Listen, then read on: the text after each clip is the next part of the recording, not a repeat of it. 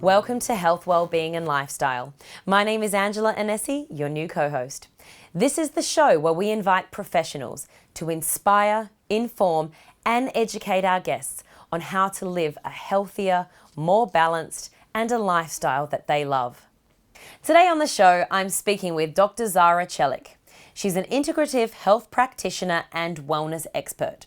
Dr Zara is going to be joining us here for a series of interviews. Now today, we're going to be talking about self-care and exactly how it can super boost your health. Hello, Dr Zara. Welcome. Thank you. Now, please tell us exactly what self-care is and really how it can benefit our lives. Sure. So I just want to first of all start with saying, there's this whole understanding, because self-care is such a new concept globally. Many people around the globe associate self-care with having a bath on a Sunday or once in a blue moon, or getting nails done or a bit of skincare or getting a massage. But I want to let people know it is more than that. It must be practiced consistently, holistically, at a multi-dimensional level to create the energy, to create vitality from within. So we have that consistent energy to bloom within. So we have that vitality to thrive geometrically in all areas of our lives.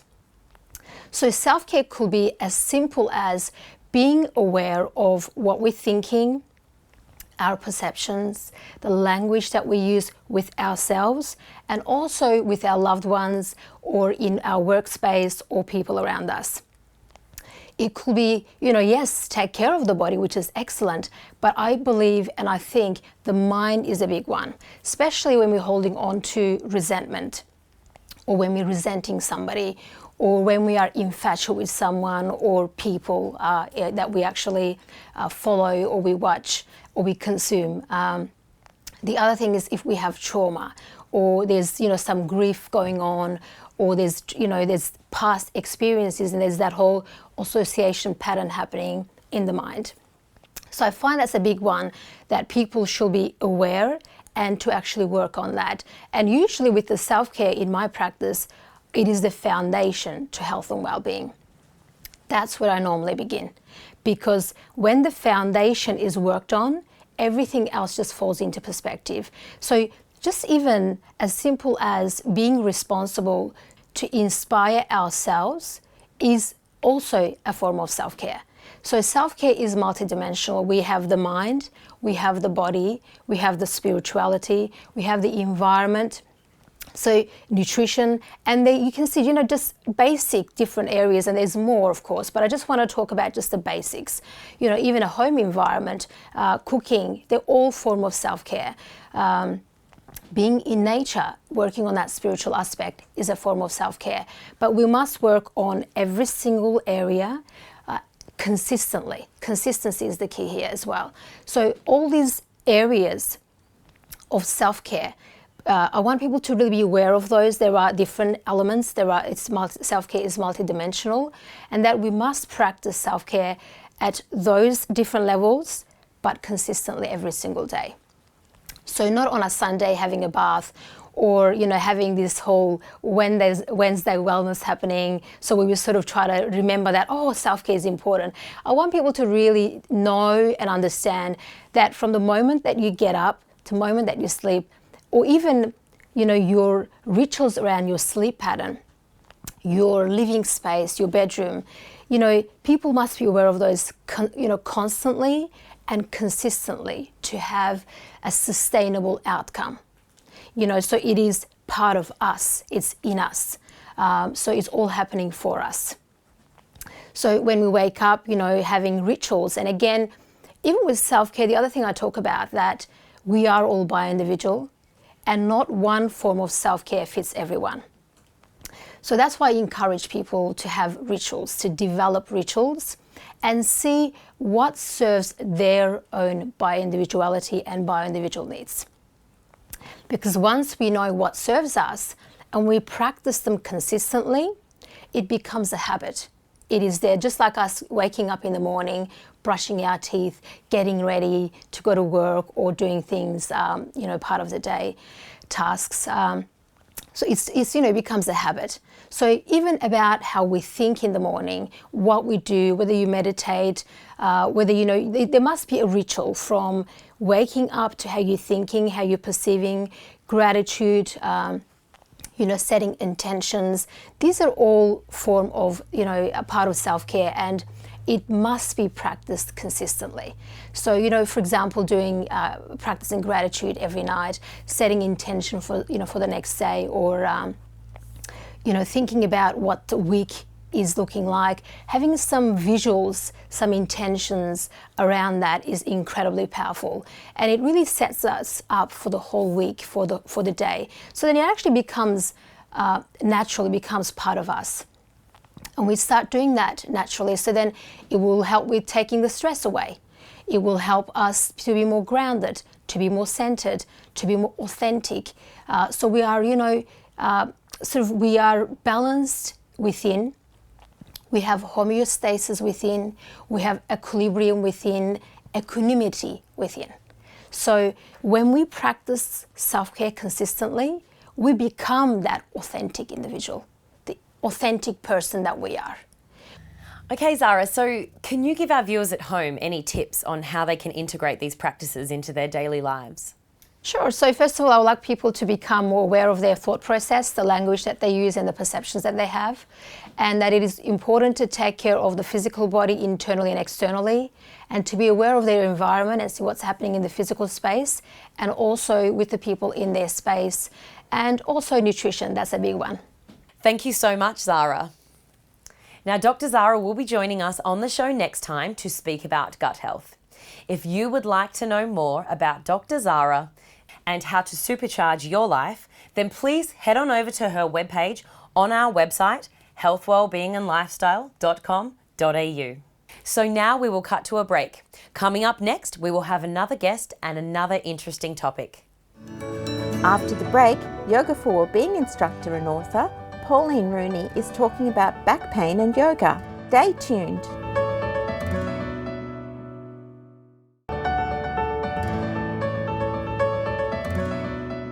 Welcome back, and now we have Pauline Rooney back with us, our Yoga for Wellbeing instructor and author. And the topic today we're covering in this series is back pain. Welcome, Pauline. Thanks. And so what type of back pain are we talking about today? We're talking, Linda, mainly about the general back pain, the lower back, neck and shoulders, sitting too long, standing incorrectly, all of those types of things. We're certainly not talking about surgery type back pain. We're talking the general aches and pains in the back. So you said standing incorrectly. So people think about we're sitting incorrectly, but what do you mean? What does standing incorrect? We need to be standing upright, the ball and the heel of the foot being in contact, no dropping of the hip, no folding of the arms, because that all pushes us out of alignment. The other thing is we tend to walk with our phone on our shoulder, shoulder up, that type of thing, and that can certainly give us a great deal of neck and back pain, carrying through the whole body really. Well, that's interesting. And how can yoga then help with back pain? Oh, yoga is a dream come true if you have a back pain. The posture of yoga is designed to lengthen, strengthen and recharge the mind and the body. Sometimes, you know, Linda, our mind overthinks and we're not doing things quite correctly. So if I were to sit back or something like that, even sit like that, that would cause a discomfort in our back. Yoga teaches us then to be very strong in our abdominals, in the shoulders back and down, all those types of things that really assist in keeping the structure strong. And I often think if we could learn to work with our skeletal body, everything else would fall into alignment. And with the postures, they really are designed to strengthen and lengthen. However, we hear so much about many types of yoga, and that is fantastic. With back pain and all those sorts of things, it's like anything else, Linda. You need to choose the person and the studio and the style of yoga that's going to work for you. Everybody's different. So find the person that you click with, and you'll find that they will integrate posture, meditation, mind focus and breathing, because we need all of these things to come together to create the well-being in us mentally, physically, and we'll say spiritually. So it's a great help. And how would you say then yoga is different to other ways of helping back pain? Yoga is unique because we cover the whole body. If I'm looking at somebody and I see a dropped hip, I'm more inclined to look at where they're going on in the shoulders, so that we can align and straighten that up so that it will move the hip, and then we strengthen through the posture that area of the body so that everything is strengthened to come back into alignment. So it's very unique, and the mind, I believe, plays equal, if you like, importance as the posture. And it oxygenates, it gives a blood flow. It does all those types of things that sends energy through our bodies, and it's like a great flush of energy rushing through, and put that with the posture, you have a dynamic outcome. But you need to work at it too. You need to do your jobs as well. With the yoga, Linda, there's many different things. Standing, we learn to stand correctly. And of course we have our lovely balancing poses. And if you're out of alignment in those, you're going to know about it because you're not balancing. So the balancing poses, they help to lift us and make sure that our alignment is there. We have the seated poses, we have the triangle poses. So they really do lengthen and strengthen. I keep saying that, but that's so important. And for a lot of people, they don't realise how strong a yogi can actually be. And once your muscles are strong, they support the skeletal body area, and therefore, if that is in alignment, then the muscles are more comfortable sitting around it, so to speak. And that's a great thing. There's simple things of drawing your knees up toward your chest, even sitting in a chair or on the floor. It's amazing the number of postures that we do. People will often say, I can't do a back bend, but in essence, that's what they need to be doing. But under the guise of a very, good and well-trained yoga studio, because when we do a back bend, we're actually lengthening the sternum, lifting up and lengthening through. So we're actually stretching the back, not compressing it. And that's a great thing to be very aware of. You do not compress the lower back or hug the shoulders up and put compression into your neck, things like that. So again, another thing that we often see are people that stiff neck, they'll roll their head around and around. We think of that as a 1/16 of your body weight on the smallest vertebra, or one of the smallest vertebra. So we talk about doing it in the 4 quadrants, So you go back, you go forward, and you go to the sides, so that you're not putting all that pressure onto the vertebra. And Pauline, what would be, with back pain, the best advice that our viewers could take away today? There's many things, Linda, that can really help. Some of the best is to simply work with your mind and your breath. We're always saying that in the yoga. But gentle moves of, say, coming forward and just stretching, not arching, but stretching, that'll help to lengthen. Working with your tummy muscles to strengthen the muscles so you sit upright, standing up nice and straight. When you bend from the knees, breathe in to lift, breathe out to put down, because that makes everything lighter. When you're turning, don't sort of half bend and turn. Make sure that you turn your feet to pick something up or to move. Don't swing on a straight spine. Those types of things really do help. And with your shoulders, you can do just a very gentle shoulder roll. We keep our elbows in and just work through the shoulders like that. They will all help. And of course, you go backwards.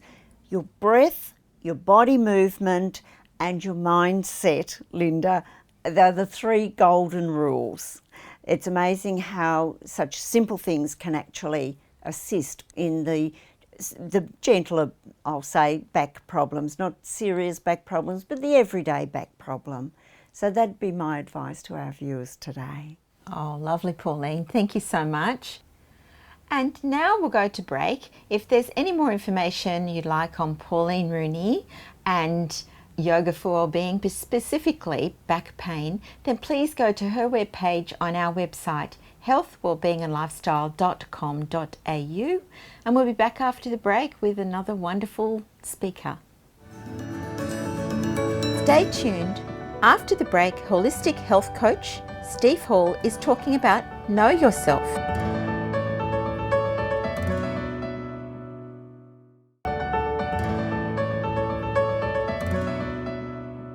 Next we have Steve Hall, our holistic change coach, and he's back with us today talking about knowing yourself.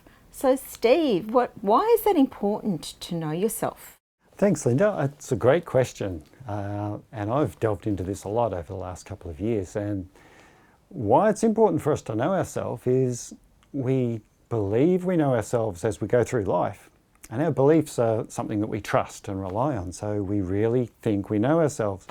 And what I've learned that really surprised myself, what I needed to find out as well, because it was such a game changer in my life, is there's so much about myself that is in my unconscious or your subconscious that I had no idea about whatsoever, which influenced what I did, it influenced the results I was getting, it influenced how I was feeling about life, whether I was happy, whether I felt like I was in control, whether I felt like I was doing what I wanted to do in life. All these things I never really considered at a deep level. And so knowing myself was so important to me. I think it was Socrates said it originally, know thyself. And it's been mentioned all through history by philosophers up until now, because it is so important that we truly understand what's going on in our subconscious and our conscious, and that they align and take us to where we want to go. So what does it actually mean then? What does knowing yourself mean? Yeah, well, this is even deeper. Because what does that look like? Sometimes we think we know ourselves, but what we're understanding is what we believe is true about ourselves, and quite often it's just what we've gotten used to. It's our habit of knowing ourselves. It's what everyone else tells us we're like as well. And in life we can spend a lot of time and energy wondering and worrying what other people think of us, and we try and shape our life in a way that people won't do that. And so sometimes we even end up trying to hide. I think it was Thoreau said that a vast majority of people live their life in quiet desperation because they're never really knowing themselves. You know, they're living lives according to other people and they're not happy. And it's so important that we can dig down to truly understand who we are, you know, and what really lights us up, what brings out the best in us, and what are we here for? You know, what's our purpose? A lot of the time we can get hung up living other people's lives and thinking that's our purpose. But when you really know yourself, you understand why you're here and what you've got to do, which is a whole different feeling. I suppose we have lots of spoken about now about heart-mind connection. So that brings us more into our feeling space. Very, very much. And that's when you start feeling that you're getting close to understanding more about yourself. That's when you start wondering about your feelings and your emotions, because here's the good thing about our feelings and our emotions is they're like a warning, or not really a warning system, but a signal system to us. They tell us when we're not happy, when we're not aligned, when we're not living according to our purpose or understanding ourselves. They show up in our feelings. You know, if you're not happy, Linda, if you're not feeling fulfilled, if you're feeling overwhelmed, and all these things that plague us a lot through our lives, these are all our emotions telling us. They're saying, hey, you're not happy. You're not really aligned. You're not digging into who you really are. So take a look, learn to understand who we are, and then take some action to change. And really, when you understand who you are and what core values you hold in your heart and what you really want to achieve, it's sort of the alignment takes care of itself. You start really getting energized to do what it is that turns you on, you know, and it brings meaning to your life. You get out of bed with a sense of purpose, and it's adds meaning to your life. Is the best thing you can do. It's a real game changer. So the feeling space is is that what you've, is it like working out the difference in the feelings? Does that make a difference? Well, it's understanding. The best thing you can do is whenever you're feeling an emotion, especially if it's one that you wish wasn't there, for example, sadness or jealousy or anger, sometimes we wish them away. Oh, we don't want to experience them, but it's the opposite. Instead of wishing them away, it's like understanding what it is. So first you put a name to it. I'm feeling fear at the moment. Why? Welcome in, and you welcome that feeling. So you own it. You go, this is me sending myself a message. So you welcome the feeling in, and you try and understand it. In a moment of meditation or just with your eyes closed, you can ask that emotion, what are you trying to tell me? What are you here for? What's your message? And if you can just relax and allow it to be there, it's quite strange, but all of a sudden you start getting and understanding why it's there. And then you start seeing what it's trying to tell you. It's not trying to control your life, it's just giving you a message. When you listen, the feeling disappears and leaves you with an understanding. Now I understand why it's there. And all of a sudden you start understanding what I need to do so it doesn't keep reminding me that I'm doing something like that. And it starts helping you to take control of your life, to get that alignment I was talking about before. And alignment really is just when we understand what our values are and what our purpose in life is, it's getting an alignment between those two so that our values point us towards what we ultimately want to achieve. And that's all the alignment is. It just means you're going in one direction, everything, all your energy supports you to get to where you want to go. And no longer are you shedding energy left, right and centre in areas that are not going to come back and support you, you know. So the alignment and knowing thyself and feeling your feelings, they're all very important, so important. And so what would your best advice be for our viewers? Yeah, look, I've got 3 tips for people who are wondering now after listening to what we've been talking about. And that would be, 3 questions you can ask yourself. What am I here for? What am I really here for on this planet? You know, we each bring something unique. And do you understand what it is about you that is different or special? What is it about you that the world hasn't seen yet? Or maybe even yourself that you haven't really expressed. You know there's more to you, but you don't know what it is. That's question 1. Question 2 would be, what are you most passionate about? Start writing them down. What is it that lights you up? It can be as simple as fun, it can be love, it can be connection, whatever. Just start writing down. Every time you notice something that you really love and you used to love when you were a child, start writing them down and understanding why they're there and include them back in your life. Quite often we put those things to one side. And the third one would be figure out how to apply both these things in your life. Just be more consciously aware of them and ask myself at the end of every day, what am I proud of that I did today and what made me smile? And you go to sleep with that. So when you wake up in the morning, you've got an intention to set. It's like, I'm going to do more of that today. and they're the 3 things. Thanks so much, Steve, for that. Welcome, Linda. And for more information on knowing yourself and Steve Hall, then please go to his webpage on our website, healthwellbeingandlifestyle.com.au. And for now, we'll say goodbye until next week. If you would like to know more about our show, please like our Facebook page and subscribe to our YouTube channel.